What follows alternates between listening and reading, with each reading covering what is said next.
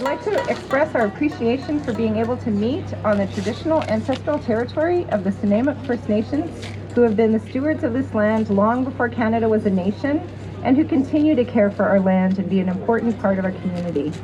May we always look for ways to confront past injustices and support Nanaimo governance and jurisdiction. Thank you to Jeanette Briere and Frank Graham for the peace songs prior to this program.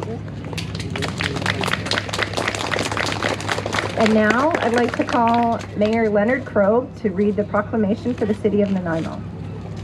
Good evening, everybody. That sweet and gentle voice didn't attract quite the attention it should have, and if it wasn't for Sheila Malcolmson, I'd still be standing there gabbing. So I want to thank Sheila. But I want to first recognize we're gathered on the traditional territory of the Nanaimo First Nation. And it's lovely to see so many of you here tonight. This is an occasion that Diane Brown tells me I've attended, and I'm bragging now, forgive me. It's very improper for anyone to brag in a public occasion, but I've been here for 21 of the 22 occasions we've had this celebration. Ooh, yeah. So I was going to say, whatever I say tonight to tick you off, just reserve your feelings, okay? I want to read the proclamation on behalf of the city of Nanaimo. Proclamation, Hiroshima Day, August 6, 2023. Whereas August 6, 2023 will be the 78th anniversary of the first use of atomic warfare when the city of Hiroshima was reduced to ashes. This was followed on August 9th by the bombing of the city of Nagasaki. Now therefore I, Leonard Krog, Mayor of the city of Nanaimo, do hereby proclaim August 6, 2023 as Hiroshima Day in the city of Nanaimo, province of British Columbia. Many of you have heard me read this before, as I mentioned earlier.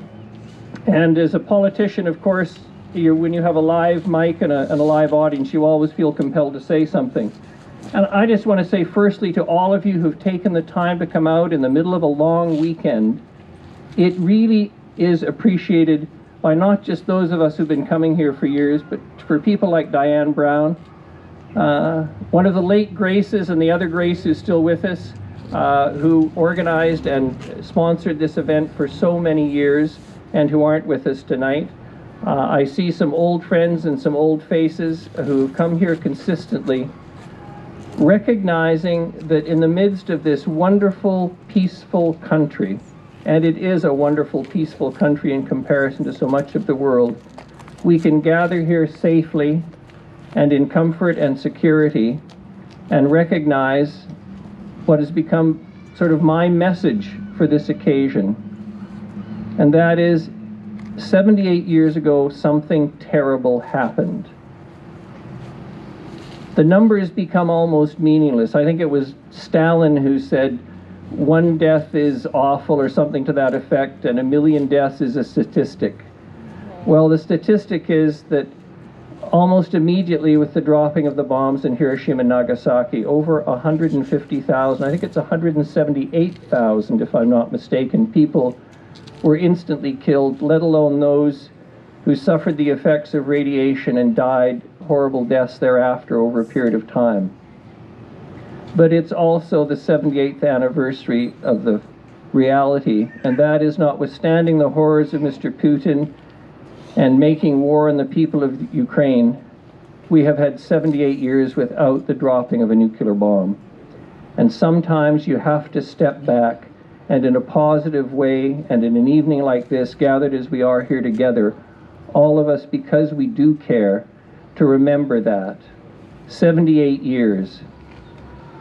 And sometime, as my friend holding up the sign says, once is too often. He's quite right. Don't disagree with that.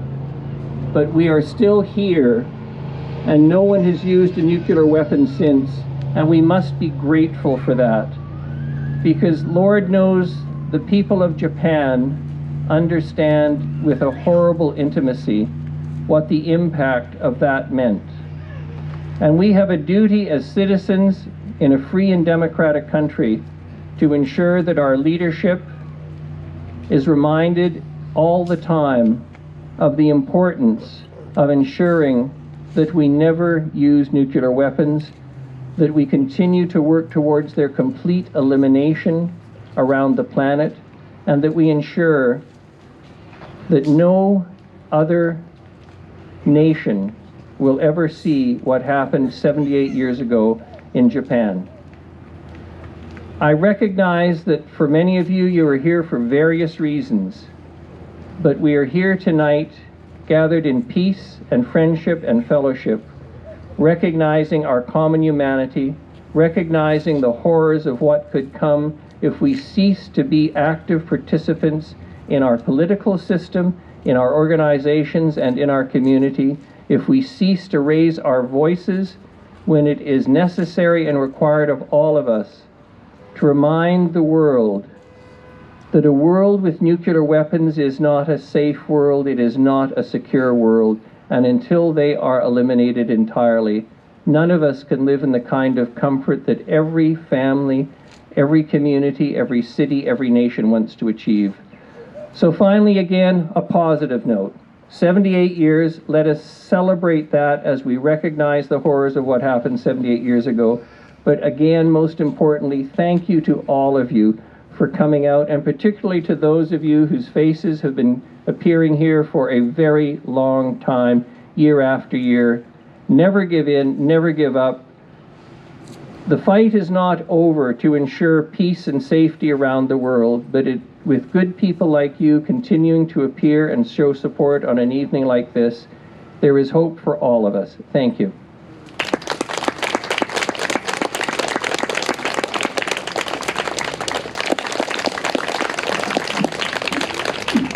Thank you, Mayor Krog, and thank you to our harpists, Kirsty McDonald, Patty Patstone, and Eleanor Sinclair. Thank you so much. My name is Tami Hirasawa, and it is my pleasure to be speaking to you today on this traditional ancestral territories of the Snuneymuxw First Nations people. Today, Nanaimo is home to many Indigenous peoples from across Turtle Island, and I recognize that we must do more to learn more about the rich history of this land so that we can better understand our roles as residents, neighbors, partners, and caretakers. I'm so happy that you're here with me today, and I welcome you all. I'm proud to represent the Central Vancouver Island Japanese Canadian Society, also known as the Seven Potatoes, because in Japanese, Nana equals seven, and Imo equals potato, which is the literal translation of Nanaimo in Japanese. Hiroshima and Nagasaki Day is observed with the hope that such an incident will not ever be repeated again. This day encourages us to work towards an inclusive and peaceful future. To remember the day in 1945 when the city of Hiroshima was obliterated by an atomic bomb, we gather here today to promote peace and raise awareness of the effects of the bombings. We also honor those Japanese Canadians who were forcibly uprooted and displaced from Nanaimo in 1942. The Japanese Canadian fishermen, boat builders, herring saltery owners who lived in Departure Bay, Piper's Lagoon, and Seisachun, as well as the shopkeepers, shoemakers, Japanese language teachers, and others who lived along Stewart Avenue in Nanaimo and who worked tirelessly to create a better community. We remember and honor them today, along with those who perished during the atomic bombings of Hiroshima and Nagasaki, and those hibakusha who suffered during the aftermath with radiation sickness. In 2017, a Japanese Canadian woman, Setsuko Thurlow, accepted the Nobel Peace Prize on behalf of the international campaign to abolish nuclear weapons. The fight to abolish nuclear weapons was recognized by the Nobel Peace Prize Committee, but the fight still continues. Setsuko Thurlow was 13 years old when the bomb went off in Hiroshima. She tells her story of crawling toward a light where a man helped her out of the rubble. She has used the power of her first-hand personal story to rid the world of nuclear weapons. I was fortunate that I was able to meet Setsuko Thurlow in Toronto for the 75th anniversary of the Human Rights Symposium sponsored by the National Association of Japanese Canadians in October. Japanese Canadians have a long history of working for justice, equity, and human rights. As Canadians, today is an opportunity to learn more about the role that Canada played in the atomic bomb program and the harm done to the Indigenous people who were affected by the mining of the deadly uranium. Indigenous workers originally mined radium for medical use, but during the Second World War, the Canadian government decided to promote uranium as part of the country's involvement in the Manhattan Project. Without their knowledge, Indigenous workers near Great Bear Lake in Canada provided the key ingredient in the atomic bombs. Because of the top secret nature of the project, the Indigenous people did not know what the mine was used for. Even transporting it out of the area was all secretive. And they also didn't realize the health risks that they would suffer. There are so many stories of hibakusha, survivors of the atomic bomb. It's up to us to continue to raise awareness of the horrors of nuclear weapons. I'm also reminded of the story of Sadako Sasaki, who was 2 years old and was living about 2 kilometers from the center of the atomic blast. And I noticed that her story is posted on the table. She died of the leukemia at 12 years old, but while she was in the hospital, she folded origami paper cranes. And the paper cranes are very special to Japanese people. It's thought that if you fold 1,000 cranes, a person's wish will come true. And so Sadako's friends and classmates folded the paper cranes for her. But when she passed away, the classmates and children from 3,000 schools in 9 foreign countries raised money to build a monument known as the Children's Peace Monument in the Hiroshima Peace Park. On the monument is an inscription by the children. It reads, "This is our cry. This is our prayer. Peace in the world." Since 2021, the Seven Potatoes has been working with the city of Nanaimo to plant Japanese cherry blossom trees in Nanaimo parks. We've already planted 26 Akabono Japanese cherry blossom trees in Bowen Park, Rockridge Park, and in Bevan Park along Bowen Road. Our goal is to raise enough money to plant 100 cherry trees in Nanaimo. The cherry blossoms are significant to Japanese people. They bring peace and beauty to the city in the spring when they bloom, and they remind us of the fleetingness of life when the blossoms fall to the ground. Thank you everyone for your support. Next, I'd like to call upon Member of Parliament, Lisa Marie Barron. Thank you so much. I'm honored to be here with all of you on the traditional territories of the Nanaimo First Nations, and thank you so much for offering me the space to say a few words. Thank you to Tami from Seven Potatoes for the always warm welcome, the incredible harpists, and then Margaret on the flute. It has already been such a nice time to be able to come together and gather and to think about and remember the tragedy that occurred in 1945. The ripple effects of that tragedy continue to be felt today. I'm grateful that we were able to hear some stories of those who lived through the bombing and to be able to hear about the ways in which community came together. There's real stories of survival through all of the pain and tragedy that occurred. Today, as I look out at the lights that will soon be in the lanterns that will be going out into the harbor, I'm honored to be able to see that again this year. I'm filled with hope, quite honestly. That I'm feeling hope because of we're here all together, gathered and remembering the tragedy that occurred in 1945, remembering the impacts that continue to be felt. And that brings me hope because that is so key to ensure that we do not repeat history, to remember what happened, to ensure that it does not happen again, to ensure that we see dialogue over conflict, that we see peace over war. I have 2 children, and I know many of you are parents as well, and my hope is that my children can live on in the future knowing that nuclear weapons are no longer a threat to them, to future generations, and to our planet. And so this evening, as I listen to the beautiful music and to the stories of those who were tragically impacted, I am filled with hope because I know that this work will continue on. This is not just something that happens one night. I know that this work from so many volunteers continues on year after year. So I'm happy to be here with you and can rest assured that your words and stories shared tonight will be shared in the House of Commons in Ottawa, so that we can have those in those decision-making positions, making the decisions that's putting peace before war. Thank you. Thanks so much, Lisa. And now I'd like to call upon our MLA, Sheila Malcolmson. Thank you, Tami. And so I want to echo Lisa Marie's words, just how encouraging it is to see so many people gathered here together on beautiful Nanaimo First Nations territory, and to have and I want to honor our elders. There are people here in the circle who have been doing this work for a very long time, at a time when the peace movement was the largest movement in Canada in the 80s. It's not such a long time ago. And to have so many of people that were so active there. You know, Diane Brown and I have been doing actions together for a very long time, more on the environmental side, but I know that her work is rooted here in the peace movement. And my friend Deborah Ferrens is with me here tonight, and also just so to know the commitment of people that peace before war, as Lisa Marie says.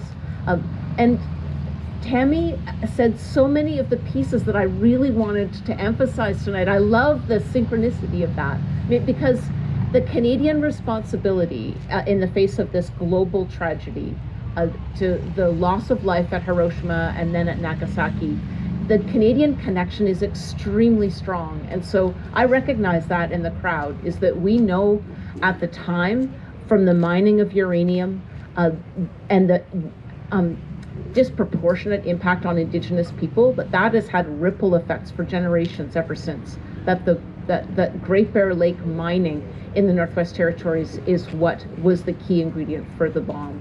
But in a more modern time, Setsuko Thurlow, who I had the great honor of meeting when I was a member of Parliament, to have her family choose Canada as their home when they left Japan, for her to be able to make her life here and build her activism here, and to have her movement, and she's still alive. She's in her early 90s, still living in Vancouver, still active, but her work, for which she and ICANN together won the Nobel Peace Prize in 2017, to enact the United Nations Global Treaty to ban nuclear weapons.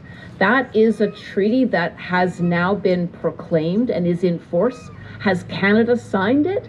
No, our government in Canada has not, to our shame. And so that is where we need a strong woman like Lisa Marie Barron, representing Nanaimo Ladysmith, in the House of Commons, to say we have to, Canada has to follow the rest of the world and push the other nuclear weapon holding countries to also sign the United Nations treaty to ban nuclear weapons. We must.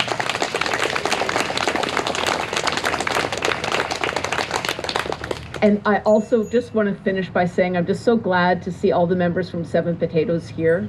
The impact, you're such good organizers, you're so welcoming, you're so generous, and to always name that we had a 20% plus percentage of Nanaimo were Japanese Canadians, and it's to our national shame that we do not, but we have to honor the history, have to do everything we can to recognize the great honor of the friendship and the generosity of the Japanese Canadians who are in Nanaimo, and always keeping the profile, always reminding us of the footprint of the Japanese Canadian community and how we can work together to build it up in a peaceful way. I'm grateful for all of you, and so thankful to Diane and the musicians and everybody that just makes this such an important and moving night. Thank you.